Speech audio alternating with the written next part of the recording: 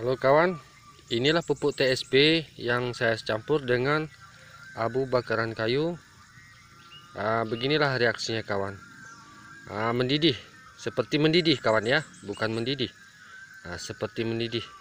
Ini bergelembung-gelembung dia. Ini bukan panas kawan. Ini tidak panas kawan. Ini dia. Ini TSP kawan ya. Biasanya sangat payah sekali melarutkan TSP. Sekarang kita campur dengan abu bakaran kayu. Inilah reaksinya kawan, menggelembung-gelembung, tidak panas kawan. Nah ini ditimba kawan ya. Tunggu 1 jam, langsung seperti bubur kawan. Ini reaksinya,